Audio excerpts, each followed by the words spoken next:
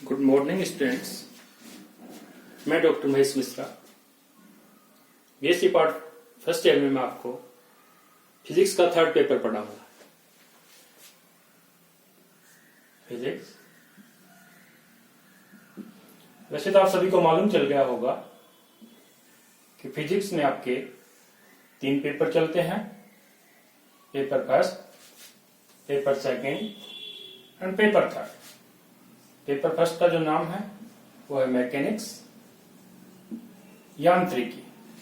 Paper second का जो नाम है वो है इलेक्ट्रोमैग्नेटिज्म, विद्युत चुंबकीय। थर्ड जो पेपर है वो है oscillation and waves, oscillation and wave. इसको मैं वेव कहूं, तरंग।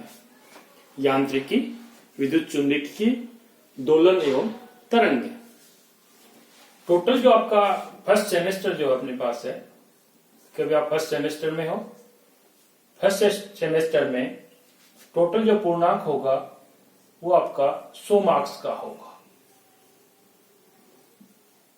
100 मार्क्स में 10-10 नंबर के, या मैं कहूं कि 30 नंबर के आपके टेस्ट होंगे। प्रत्येक पेपर 10 इस पेपर 10 जो मार्क है, प्रत्येक पेपर में 10 मार्क्स का आपका टेस्ट होगा और 70 नंबर का आपकी एग्जाम होगी।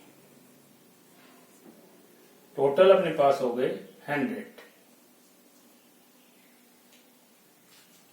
अभी 70 नंबर का जो मार्क्स है, जो एग्जाम जो आपकी होगी, ये आपके पास 10 का टेस्ट प्लस 23 का एग्जाम।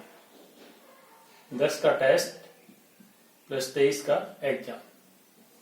10 का टेस्ट प्लस 34 का, सॉरी नॉट 34, 24 का एग्जाम। 10-10 नंबर के टेस्ट, 30 नंबर के हो गए 3, टोटल 70 नंबर का 23 एंड 24 हो गए आपके पास 70 का आपका एग्जाम होगी। अगर इसको कहूं कि टोटल अपने पास हो गए 33, ये आपके पास 33 और ये आपके पास हो गया 34। 10 नंबर टेस्ट, 23 नंबर एग्जाम। इसी प्रकार से 10 number test, 23 number exam, 10 number test, 24 number examination. Total जो इनका योग है वो अपने पास हो गया 100। टोटल आपका 100। फिर सेकंड सेम में सेम थ्योरी है जो आपकी होगी,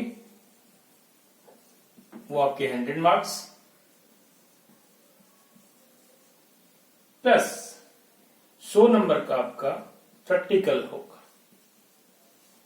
प्रैक्टिकल दोनों सेमेस्टर का अपन कहेंगे एक साथ ही होगा, 100 नंबर का। इसी प्रकार से आपका थर्ड एंड फोर्थ सेमेस्टर में होगा, इसी प्रकार से आपका फिफ्थ एंड सिक्स्थ सेमेस्टर में होगा। जो पेपर थर्ड है ऑसिलेशन एंड वेव्स,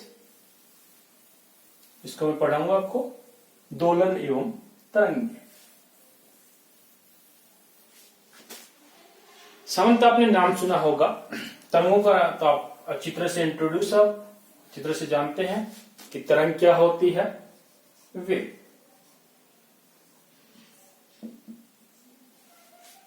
किसी माध्यम में आकर्षित होती हुई विक्षोभ श्रृंखला को तरंग कहते हैं। यानी कि कोई भी डिस्टरबेंस कंटिन्यूस रूप से आगे बढ़ता है मीडियम के द्वारा। अभी तक तो आपने ये जाना जिसको मैकेनिकल वेव कहते हैं। तरंग का जो अपने पास अगर ग्राफ अपन प्लॉट करें तो इस प्रकार से अपने पास ग्राफ आता है तरंग की, एंड सो ये जो ग्राफ है ये साइनसोडियल रूप से, साइन का ग्राफ अपन कहें।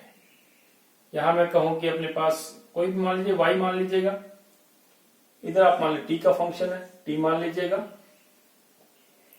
तो यहां से अपन चले, मैं साइन का इसको ग्राफ कह रहा हूं, तो इसका मतलब ये अपने पास π/2, ये अपने पास हुई पाई ये अपने पास 3π/2 और ये अपने पास हुआ 2π एंड सो ऑन। तरंग इस प्रकार से डिनोट करते हैं। पेपर का नाम है दोलन एवं तरंगे। तो फर्स्ट ये तरंगे आती कहां से है, तरंगों के लिए क्या आवश्यक है। तो बुक का जैसा नाम दिया हुआ है दोलन एवं तरंगे कि पहले दोलन होंगे फिर तरंगे उत्पन्न होगी। तो तरंगों का मेन जो सोर्स हो गया वो अपने पास ऑसिलेशन हो गया। जैसे पानी में पत्थर गिराते हैं तो अपन एक एक्स्ट्रा एनर्जी दे रहे हैं ऑसिलेशन प्रोड्यूस करने के लिए। उस ऑसिलेशन के कारण पार्टिकल अपने पास क्या डिस्टर्ब होते हैं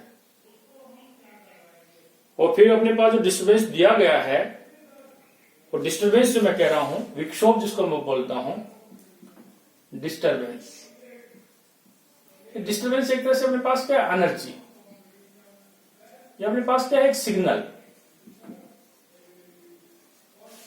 कि जैसे डिस्टर्बेंस अपन डालते हैं, एनर्जी देते हैं, सिग्नल देते हैं, तो ये सिग्नल्स आगे बढ़ते जाते हैं। तो इसलिए आवश्यक है कि पहले अपने को ऑसिलेशन प्रोड्यूस करने होंगे। रस्सी जो अपन कहेंगे रस्सी में उत्पन्न होने वाली तरंग, तो रस्सी को जो अपन हिलाते हैं तो तरंग उत्पन्न होती है। दोलन एवं तरंगे इस पूरी बुक में अपना जो भी टॉपिक होगा वो दोलन से संबंधित होगा। उस प्रकार से जो तरंगे उत्पन्न होती है उसके बारे में अपन अध्ययन करेंगे। तो इससे पहले तरंग के बारे में आपको जानना आवश्यक है। क्या आवश्यक है कि आयाम क्या होता है, दूसरा तरंग दैर्घ्य क्या होती है, तीसरा अपन कहें कि कला क्या होती है, एक और अपने पास बच गया टाइम पीरियड, समय अंतराल क्या होता है। ये आवश्यक है जानना, क्योंकि ये टर्मिनोलॉजी अपने पास काम में आएगी। कोई भी कण है, कोई कहे कि वो मध्य स्थिति से अपने पास कण को हिलाते हैं, एक पॉइंट अपन लेके चलते हैं 0, मानते हैं कि पार्टिकल यहां से यहां बाउंड है इनिशियल पोजीशन से, इसको अपन ने हिलाया, फिर पार्टिकल यहां गया, फिर यहां पे आया, फिर यहां पे आया। ये अपन कहें कि ए और बी के मध्य पार्टिकल बाउंड है। इसकी गति इस प्रकार से है।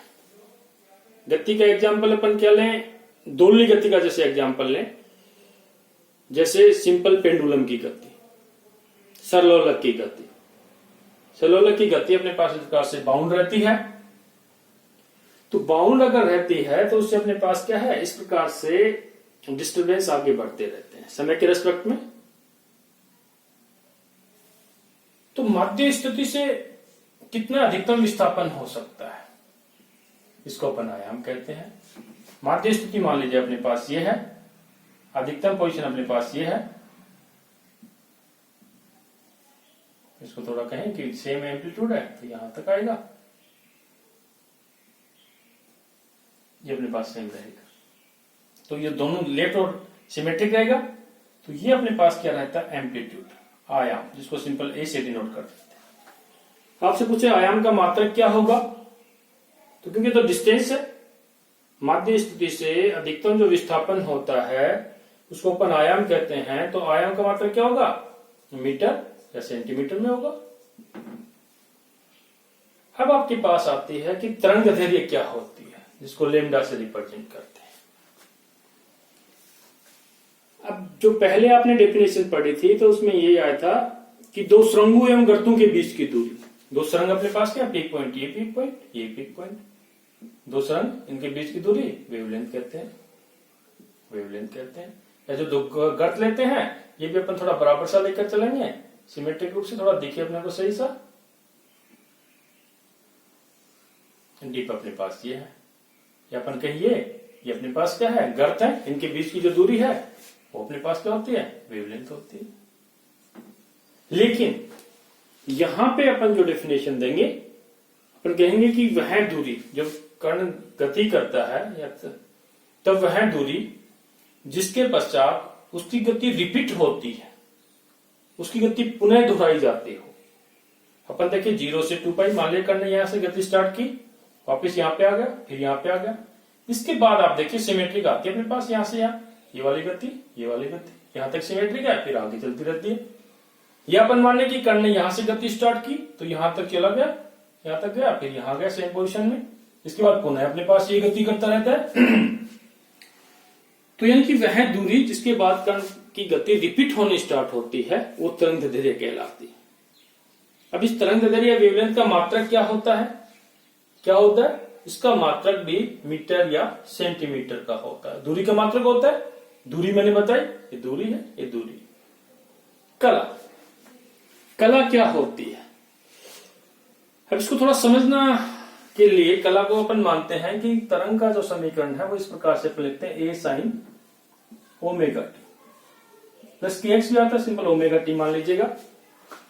तो ये साइन के टर्म में जो फैक्टर अपने पास रहता है, जो इसका मात्रक रेडियन का रहता है, कोण का रहता है, उसको अपन कला मानते हैं। कला जो अपन ये कहें कि कला एक वह फिजिकल क्वांटिटी है जो किसी समय किसी स्थिति पर कण का निर्धारण करती हो। जनरल रूप से ये वेव अपने पास इस प्रकार से लिखी जाती है, a sin omega T plus के एक्स। एंगल कितना भी बड़ा हो वो अपने पास क्या होगी? कला होगी। टी और एक्स अपने पास इंपॉर्ट किसी समय और किसी स्थिति पर कण का जो निर्धारण करती है वो अपने पास कण की कला कहलाती है। कला ओमेगा टी प्लस के एक्स है, प्लस अगर थीटा यहां पे आ गया तो टोटल कला कितनी हो जाएगी? Omega t k x plus pi. यहां पे कला कोण में दर्शा रखा अपने pi by two, pi two pi, sinusoidal रूप से दर्शाया, क्योंकि आपको मालूम है कि साइन 0 का मान 0, साइन पाई बाई 2 का मान 1, साइन पाई का मान 0, साइन 3 पाई बाई 2 का मान -1, साइन 2 पाई का मान 0। ये +1 है अपने पास कहें और ये अपने पास -1 है। साइनोसोडियल भी कहते हैं क्योंकि साइन का ग्राफ आता है। कला, अभी पूछे कि एक तरंगदैर्घ्य कंप्लीट होने में कला में कितना परिवर्तन आता है? यानी कि कण ने यहां से गति स्टार्ट की मान लीजिएगा, यहां तक आया कण, फिर यहां आया, फिर वापस यहां आया, फिर वापस यहां पे आ गया, तो एक ऑसिलेशन कंप्लीट हो गया, पूरा एक दोलन कंप्लीट हो गया। एक दोलन कंप्लीट हो गया यानी कि कण अपने पास यहां से चला, यहां पे आया, फिर यहां एक ऑसिलेशन कंप्लीट हो गया। तो इस कला में फेज का मान कितना परिवर्तन हुआ? 2 पाई का। टोटल फेज कितनी परिवर्तन हुई? 2 पाई। यानी कि एक वेवलेंथ, और ये जो डिस्टेंस अपने पास है टोटल मैं कहूं 0 से 2 पाई, ये भी क्या है? वेवलेंथ है, तरंगदैर्घ्य। तो इस लेमडा में, इस तरंगदैर्घ्य में जो फेज का मान चेंज होता है एक वेवलेंथ में, वो कितना होता है? 2 पाई। 2 पाई। ओके, फिर आता है टाइम पीरियड, जिसको टी से दर्शाते हैं। समय अंतराल क्या होता है ये तो आप सभी को मालूम होगा। एक दोलन कंप्लीट करने में जो समय लगता है उसको अपन क्या कहते हैं? टाइम पीरियड या समय अंतराल। एक दोलन कंप्लीट यानी कि 0 से 2 पाई फेज चेंज हो, यानी कि 0 से 2 पाई फेज चेंज हो, या अपन के एक वेवलेंथ कंप्लीट हो, इसमें जो समय लगता है उसको अपन क्या कहते हैं? समय अंतराल, इसको टी से रिप्रेजेंट करते हैं। ऑसिलेशन में, दोलनी गति में अपने कहें कि एक दोलन कंप्लीट होता है कि कण ने मान लो गति यहां से स्टार्ट की, मान लीजिएगा यहां से गति स्टार्ट की, तो वापस उसी पोजीशन पे आए, वापस यानी कि ये कण यहां पे गया, फिर इसके बाद यहां आ गया, एक दोलन कंप्लीट हो गया। फेज में परिवर्तन कितना हुआ? 2 पाई। इस प्रकार से अगर कण यहां से गति करता है तो अपन ये देखें, कण यहां पे गया, सॉरी कण यहां पे जा रहा है, फिर वापस यहां पे आ रहा है, एक दोलन कंप्लीट हो गया। जैसे सिंपल पेंडुलम का एग्जाम्पल ले, सिंपल पेंडुलम में ये तो होता है अपने पास, पहले कण यहां गया, फिर अपने पास यहां आया, ये भी मान लीजिएगा, मान लीजिए पहले यहां से गति स्टार्ट की, ए पॉइंट से स्टार्ट की, एक के बाद ये यहां गया, फिर यहां पे आया, फिर वापस अपने पास यहां गया, तो वापस यहां पे आ गया, तो एक दोलन कंप्लीट हो गया। कला का मान कितना परिवर्तन हुआ? 2 पाई। तो ये पहले समझना आवश्यक। फिर अपन दोलनी गति देखेंगे कि दोलनी गति क्या होती है, पीरियोडिक मोशन क्या होती है, आवर्ती गति क्या होती है। गति का थोड़ा अपन चर्चा कर लेते हैं। एक तो अपन एग्जांपल लें कि परमाणु में नाभिक के चारों ओर इलेक्ट्रॉन की गति। दूसरा अपन एग्जांपल लें सिंपल पेंडुलम का, या अपन कहें कि ठोसों में अणु की गति। तो दोनों में जो पिक्चर बनती है कि एक में अपन देखेंगे कि नाभिक के चारों तरफ इलेक्ट्रॉन चक्कर लगाता रहता है, लेकिन सिंपल पेंडुलम वाले में अपन देखेंगे तो अपन देखेंगे ठीक है, गति तो अपने पास ठीक है, मोशन रिपीट भी होती है, लेकिन एक निश्चित पॉइंट के इर्द गिर्द होती है। तो निश्चित पॉइंट के इर्द गिर्द जो गति होती है वो अपने पास एक दोलनी गति होती है। वैसे तो सभी गतियां पीरियोडिक होती है कि निश्चित समय के बाद जो गति होती है वो आवर्ती गति होती है। परमाणु में नाभिक के चारों ओर इलेक्ट्रॉन की गति भी पीरियोडिक मोशन है, आवर्ती गति है, लेकिन वो दोलनी गति नहीं है। ये जो गति है दोलनी गति है तथा पीरियोडिक मोशन भी, आवर्ती गति भी। नेक्स्ट लेक्चर में चर्चा करेंगे। Thank you.